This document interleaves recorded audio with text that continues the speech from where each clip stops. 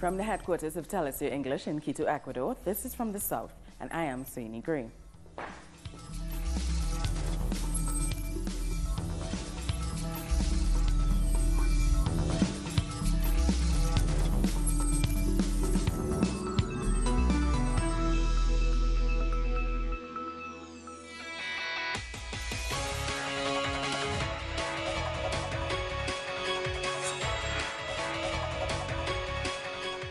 We start in Venezuela, where President Nicolas Maduro is campaigning in the northern state of Aragua. He is asking Venezuelans for their vote to overcome the economic blockade and support the Bolivarian revolution. The main opposition leader, Henry Falcon, has visited the western state of Trujillo, where he met farmers and traders and insisted on the need to dollarize the Venezuelan economy. Falcon says he wants to open what he calls international channels to defeat the crisis.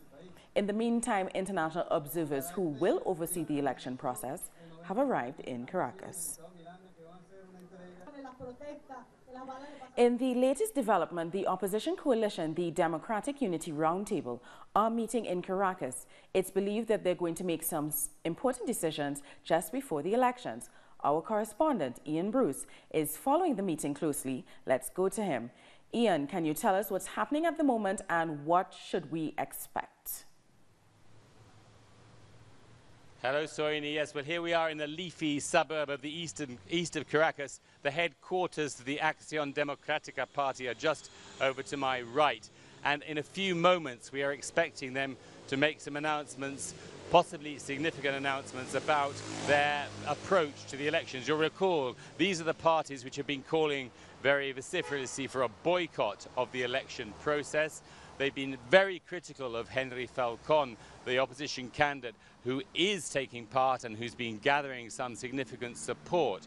Now, yesterday, one of the leaders of the boycott parties, Enrique Marquez of the New Time party, UNT, came out and said he was going to vote for and call for a vote for Henry Falcon. That may have surprised some people, but actually this is just a sign of what closer observers have been seeing over the last few days, which are serious divisions, differences among the opposition parties in their approach to these elections. So, and this is purely speculation at the moment. Obviously, we can't confirm it. Nothing has happened yet. But the speculation here is that the opposition parties who, excuse me, who have been calling for a boycott may say that they are going to free up all their member parties to do as they wish, to call for a vote for Falcon or to abstain as they prefer. Now that really would be quite a significant move. It would tend to dismantle the argument which the boycott parties have been articulating for some time, that these are illegitimate elections, in spite of the fact that the government incorporated all of the election guarantees that they themselves were demanding. And it also dismantles somewhat the argument of the European Union, the United States, who have been saying, of course, similar things. Only yesterday, the European Parliament adopted a vote, the majority of the centre and right-wing parties in the European Parliament adopted a resolution calling on Venezuela to suspend its elections because the conditions, they said, didn't exist for free or for transparent electoral process. The fact that more and more sectors of the opposition seem to be coming to the conclusion that they do want to participate in the elections in some way really dismantles or undermines that argument. And I think the key reason for this, just to conclude, Soini, is this. It's becoming clear that a significant part of the opposition support base does want to vote. The polls, as I've said before, are not necessarily reliable, but the latest ones suggest that support for Henry Falcon has gone up to 28%. There's another opposition candidate, Javier Bertucci, who's on about 16%. That takes them to considerably more, something like 46%, if those polls were right. Whereas the part of the electorate which says they're not going to vote or may not vote is only 30%. And that's really turning and causing some concern amongst the opposition parties, because their own supporters seem to be going towards Falcon and abandoning their boycott position. But we'll see in the next few minutes exactly what the opposition says. Thank you so much for that report. We'll be going back to Ian Bruce later in the day, especially since the Venezuelan President Nicolas Maduro is expected to host a major press conference later today, which we will be covering live on Telesur. Other news now, Ecuadorian military forces have imposed a strong security presence in the areas near the Colombian border, following recent murders, kidnappings and bomb attacks. The violence and the military response have disrupted daily life in the area and caused some residents to leave their homes. Our correspondent in Ecuador, Denise Herrera, reports. Several residents from the area of San Lorenzo on the northern border with Colombia have left their homes because of terrorists and criminal groups. Aranceli, who is one of the 180 displaced people on the border, has been moved to a makeshift shelter together with her family. We all fled our homes. I took my children and a suitcase and went to look for a refuge in a church. They are taking care of us, but we had to abandon our home. We are not guilty of what is happening here. Our lives should not be ruined because of this. At the Church of San Lorenzo, the displaced people from the towns of Mataje and El Pan, bordered with Colombia, were lodged. There are currently 30 people who remain there, and other people have decided to return to their homes. The entrance to the shelter is restricted, and the fear of the inhabitants to speak is evident in connection with the insecurity and the terrorist attacks in the last week. We have heard rumors that if we don't leave, we will face consequences. We are afraid, and this is why we are evacuating the community. The way to Mataje that leads to the border with Colombia is militarized. There are 3 military and police control checkpoints along 16 kilometers from San Lorenzo. Access is only possible for the inhabitants of the area under a strict security control. The atmosphere that is present there is similar to a war. Military convoys are continually relieved at the borderline according to the state of exception announced by the government. If the government says the region is in a state of emergency, then we, the citizens, need to be consulted first, so that we can find a solution. We cannot live like this anymore, with a government that is not trying to find a solution and with people who can do anything near the border. The town square in San Lorenzo have become places where citizens have been gathering to demand measures to return home. The walls in the city also show the people possibly responsible for this conflict. However, violence and insecurity now is part of the daily life in San Lorenzo. Denise Herrera, Telesur, Quito, Ecuador. In Colombia, the candidate Vivian Morales has withdrawn from the presidential race. On Twitter, the former Attorney General and candidate for the center-right-wing party Somos said her campaign had been heavily attacked and marginalized by the media. Morales joins another former candidate, Piedad Cordoba, who also withdrew and said that she was discriminated against by the media. There are now only male candidates running for the presidency. Fellow Colombian people, I have to announce my withdrawal from the presidential rally. It is hard to find a presidential campaign as independent and transparent as ours. There has been attacked so cruelly and I suffered so many traps. When I resigned from my position as a senator to be the candidate of the Somos party, the Liberal Party tried to prevent my candidature. First, the Colombia's media outlets did not invite me to many debates, in a decision made to make me invisible to the voters. Then the Electoral Council put obstacles on our funding, so we could not support and develop basic activities for our campaign. We believe in the battle for democracy, but this battle should be fair for all candidates. Today is World Press Freedom Day. The purpose of the day is to highlight the many journalists around the world who were killed while doing their jobs. And so far this year, 36 journalists have already been murdered, with Mexico being singled out as being a particularly dangerous place for journalists to function. So we are featuring this special report on the subject from members of our multimedia team, Mariana Gongora and Alejandro Ponce. It was one of the deadliest years in Mexico for journalists, with 13 murdered across the country. And in spite of all the outrage caused, those responsible have not been brought to justice. My name is Jonathan Rosas. I'm 27 years old. I'm from Veracruz. I do photojournalism, documentary, and artistic photography.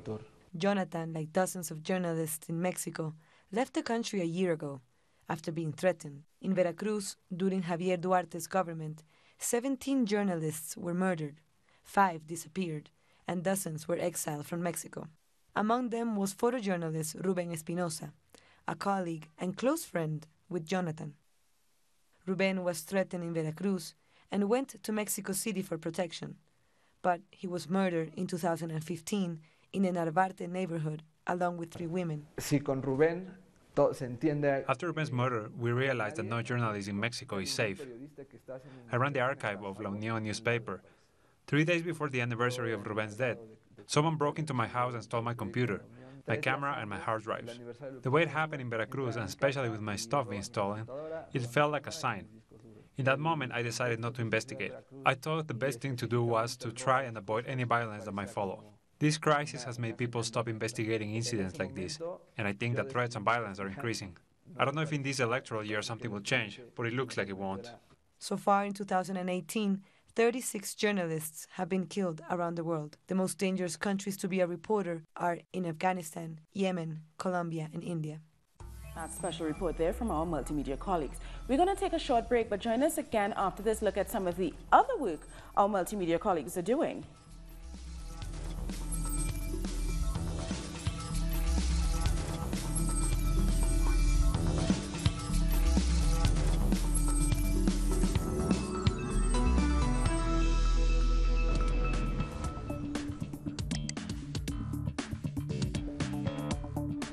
Heard that the caravan coming up from Honduras is broken up, and Mexico did that. And they did it because, frankly, I said, you really have to do it. We're going to have a relationship on NAFTA. We're going to have to include security in NAFTA.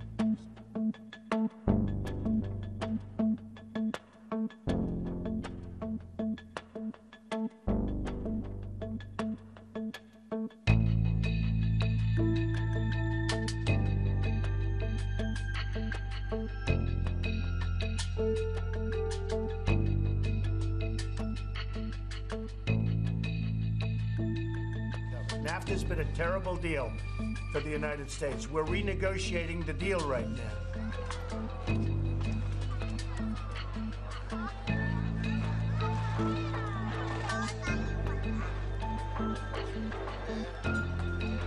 They have to do it. Otherwise, I'm not going to do the NAFTA deal. NAFTA's been fantastic for Mexico, bad for us.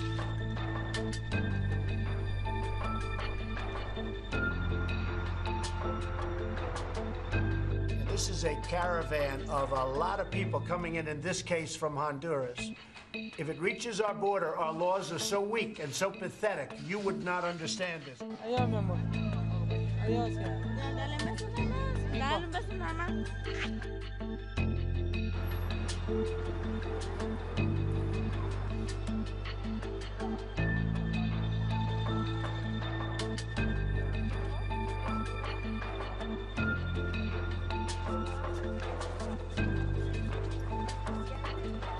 No somos delincuentes, somos madres, somos padres y somos niños que son el nuevo futuro, la nueva oportunidad de vida, y les suplicamos que nos escuchen.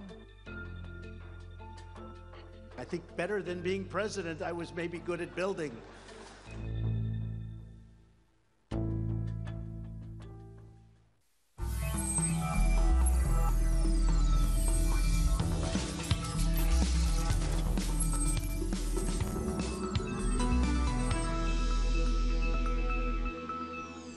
Welcome back.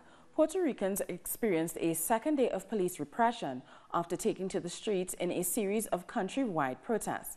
Much of the protest was directed at the authorities for their lackluster results in the island's recovery post-hurricane and as the government continues on a more than decades-long trajectory of austerity.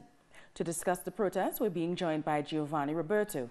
He's a coordinator at the Center for Political Development in Puerto Rico, but he's joining us live from New York. Hello, Giovanni. Thank you for joining us. What have Puerto Ricans been doing to mitigate the damage of Hurricane Maria and subsequent blackouts, and how are residents preparing for the upcoming hurricane season on a grassroots level? Well, thank you for having me here.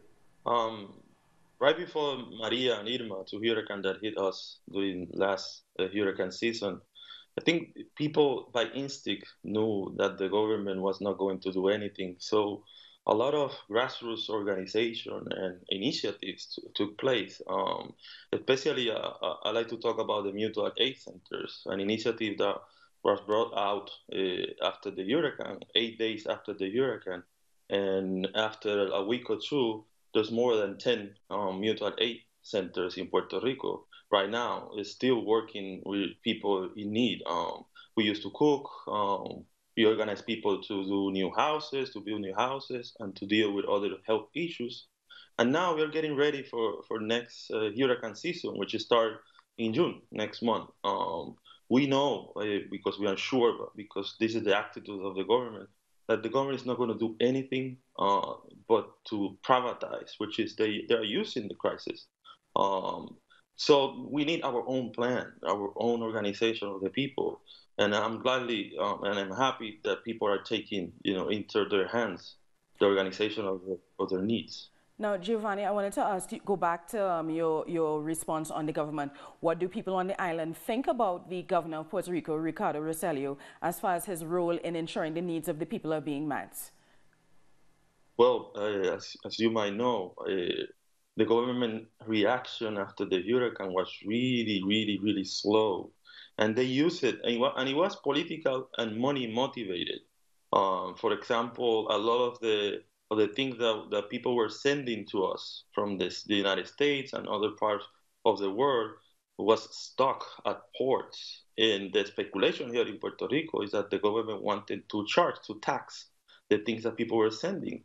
The U.S. government, too, was really, really so slow.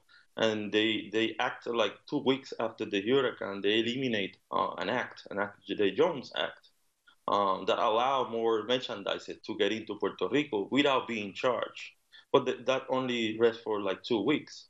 So people are taking more consciousness of the role of the government and how the government is actually abandoning more now than ever the population. And that's why it's important to notice the grassroots organizations that are taking place in Puerto Rico, because we are the ones who are going to save our own people, and we are the one organizing people's needs, not the government. Now, do you expect to see more large-scale mobilizations and coordinated actions against austerity as, the situation with schools closures and the privatization of those schools and energy and the slashing of labor rights is set to continue? Yes, I think 7 months after the hurricane, people are now getting out of the extreme shock that was Hurricane Maria. We can notice that because our May Day manifestation was huge and the people were really active into it. We are expecting the teachers to organize and to strike maybe in the next weeks, because the government is planning to not only shut down and to close 283 schools, but they are approving a new law that will privatize at least the 10% of schools in Puerto Rico. Teachers have defeated intentions of the government to privatize schools in the 1990s and during 2008 strike. So we are expecting especially teachers to strike, and I hope so, and I'm seeing in that in Puerto Rico that people are going to be more willing to protest and to mobilize in the next few weeks. Okay, and we will be looking to you to help us discuss the mobilizations and the actions that are taking place in Puerto Rico in the next few weeks. We've been speaking to Giovanni Roberto of the Center for Political Development in Puerto Rico, but he was talking to us live from New York. In Bolivia, Gonzalo Rodriguez Fernandez has taken office as a new vice minister responsible for preventing smuggling. Bolivia loses at least $350 billion every year due to smuggling. President Evo Morales created a new government department to tackle the crime. Morales also promised to equip border customs officers with better resources. Now, Jamaica has been selected among the 10 countries to participate in a global project to reduce greenhouse gas emissions from shipping. Jamaica will be a pilot country for the implementation of legal, policy, and institutional reforms to support low-carbon shipping. The project will run with the support of the Global Environment Facility, the UNDP, and the International Maritime Organization. Argentina, Panama, India, and China are among the other participating countries.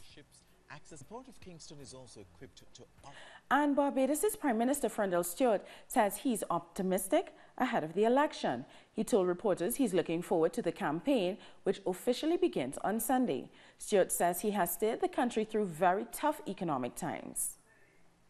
Done this country proud over the last 10 years. We have had to govern Barbados in the most challenging decade the Western world has seen since the Great Depression, and we have managed to not only keep Barbados stable, but to ensure that those basic amenities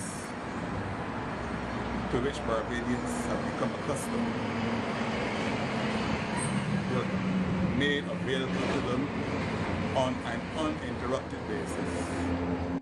The landless movement in Brazil began its international fair for the third year in a row to discuss land reforms and bring together local farmers and producers. The farmers will bring to the fair about 350 tons of organic food produced by more than 800 campesinos without the use of pesticides and toxic chemicals.